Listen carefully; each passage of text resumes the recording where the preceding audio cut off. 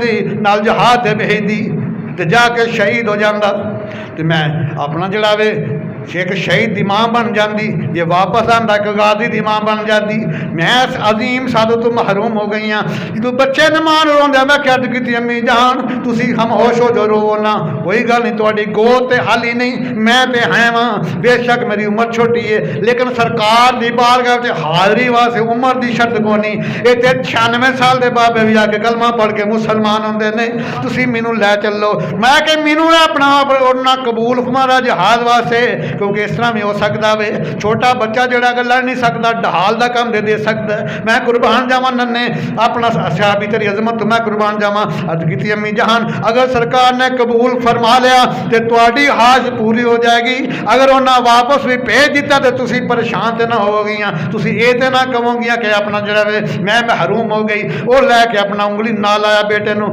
آپ ہی جا کے اس قطار وے کھڑیاں ہو گیاں جتھے سرکار دے اپنا جڑے نے وہ مجاہد پہ اپنا قطاراں کھڑے ہوئے نے جہاد میں جان واسطے جدوں قافلہ تیار ہو گیا جنہاں نے قبول کرنا سرکار نے قبول فرمایا جڑے چھوٹے سن انہوں نے پیچھے کر دیتا لیکن سرکار نے کہا کہ بلال او ایک برقع پوش خاتون او ننے منے بچے نوں انگلی لا کے کھڑی ہے ذرا اونوں بھی پوچھ کے آ اللہ اکبر کبیرہ بلال حبشی جا کے کر امی جان کی گل ہے فرمایا کہ اے بلال اے میں ایک یتیم بچے نوں لے کے آئی ہاں میں بے عورت ہاں پچھلے سارے دہاں جڑا باپ سی او جنگے بدر وچ شہید ہو گیا وے صبح تساں پہ اپنا جڑا وے منادی کیتی اعلان کیتا ہے محبوب کبریا نے جہاد دا حکم دیتا ہوئے میرے کول ہور تے کوئی شے نہیں حامد تے پچھلے سال اللہ دے نام تے قربان کروا بیٹھی ہاں ہن 6 سال دا شہزادہ ہے وے اے دی قربانی دین آئی ہاں میرے آقا کریم نو کہو کہ میرے کو جوان بیٹا تے کوئی نہیں اینوں ہی قبول فرما لو بلال حبشی نے شہزادے نو چکیا جا کے سرکار کی بارگاہ جا کے عرض کیتی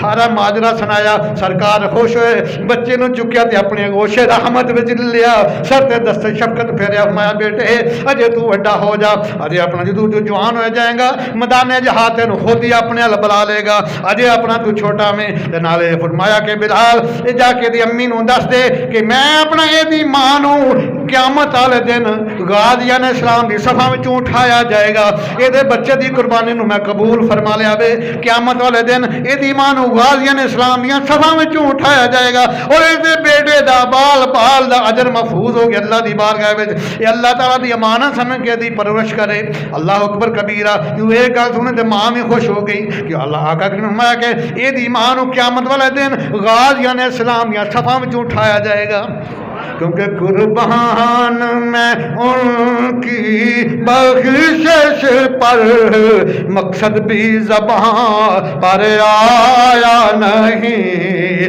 بن مانگ دیا اور اتنا دیا دامن میں ہمارے سمایا نہیں ایمان ملا ان کے صدقے قرآن ملا ان کے صدقے رحمان ملا ان کے صدقے وہ کیا ہے جو ہم نے پایا نہیں یا رسول اللہ یا حبیب اللہ جی یا رسول یا حبیب اللہ وہ کیا ہے جو ہم نے پایا نہیں۔ تو سامن زی وقار شان صحابہ کرام رضوان اللہ علیہم اجمعین کی شان کو برباد کر رہا تھا، یہ موضوع ہے معراج کا۔ اسی نسبت سے میں نے آپ کے سامنے 11واں پارہ سورہ توبہ کی آیت نمبر 100 تلاوت کرنے کا شرف حاصل کیا۔ بڑے کمال جملے ہیں، بڑے عظیم خطاب ہیں، تو سن لو۔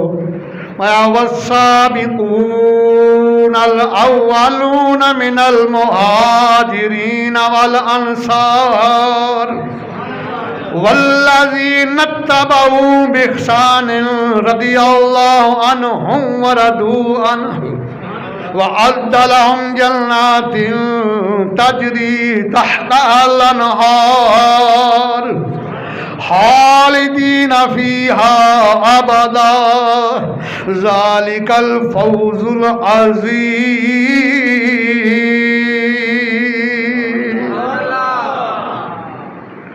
And the first and foremost are Muhajirs and Ansar, and those who followed them in goodness.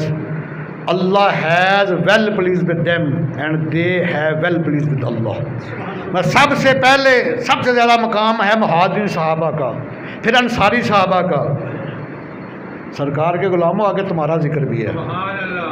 والذین اتبعوہم بإحسان and those who follow them in goodness. اور وہ خوش نصیب اہل سنت جماعت کے نوجوان جو صحابہ کے عقیدہ کو لے کر قیامت تک آگے چلے، جو صحابہ کے عقیدہ کو لے کر قیامت تک آگے چلے. سنو ان کا مقام کیا ہے. میں رضی اللہ عنہم، ہم جمع غیب کا صیغہ ہے. اللہ has well please with them, اللہ تعالیٰ نے سب سے راضی ہو چکا ہے. وردوا عنہ، اور وہ اللہ سے راضی ہو چکے ہیں. آگے سنو تمہارے لیے انعام کیا ہے، تمہارے لیے اکرام کیا ہے. وَأَعَدَّ لَهُمْ جَنَّاتٍ تَجْرِي تَحْتَهَا الْأَنْهَارُ. اللہ تعالیٰ فرماتے ہیں for them we have prepared paradises beneath which canals flow.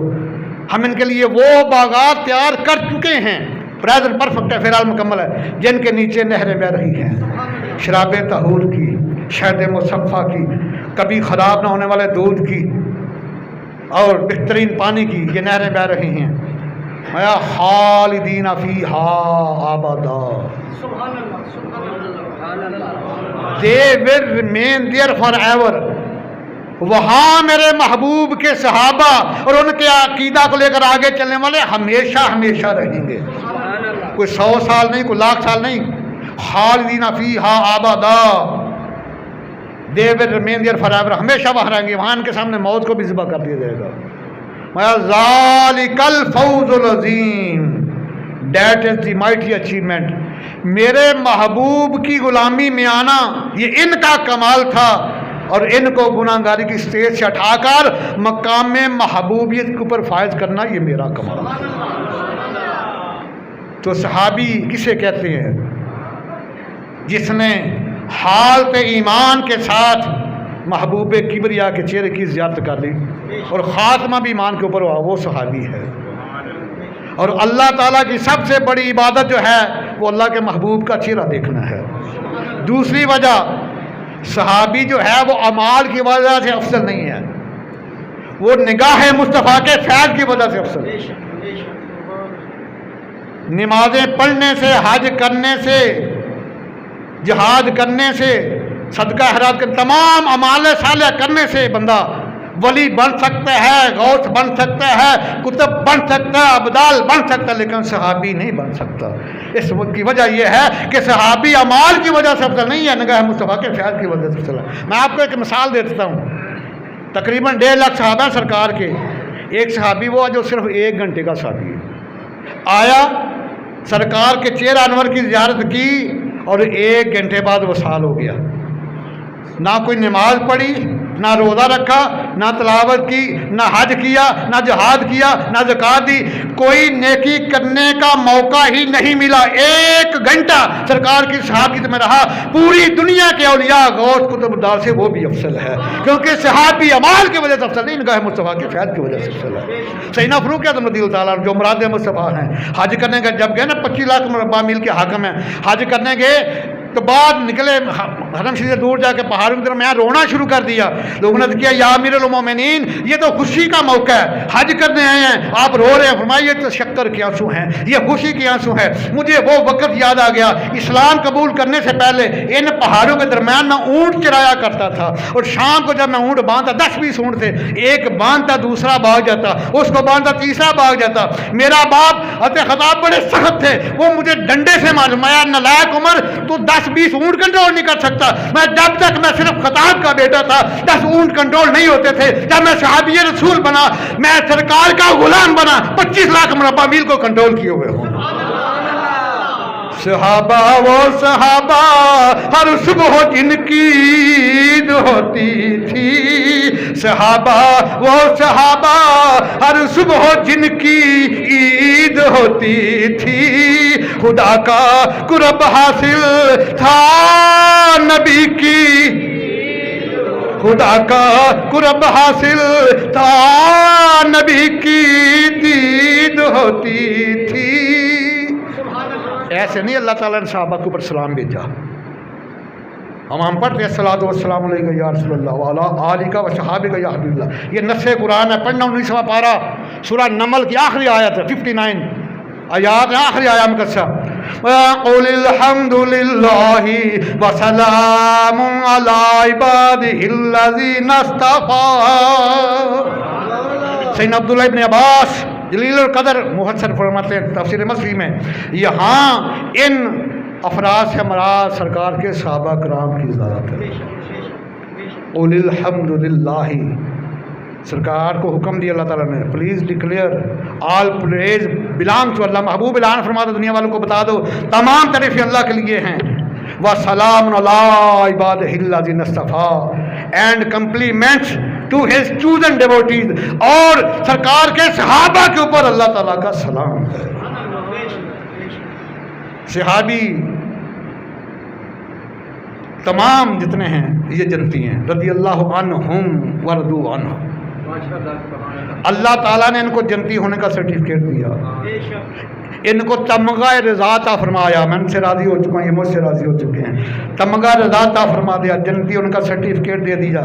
میں اللہم مغفرۃ و رزق کریم، سورہ انفال کا نمبر 74، سورہ الحجرات میں فرمایا کہ اللہم مغفرۃ و اجر عظیم، سورہ انفال میں کہ ان کے لیے بخشش کے پروانے ہیں اور کرم والا رزق ہے جنت میں، سورہ حجرات میں کہ ان کے لیے بخشش کے پروانے اور میرا دیدار ہے جنت میں۔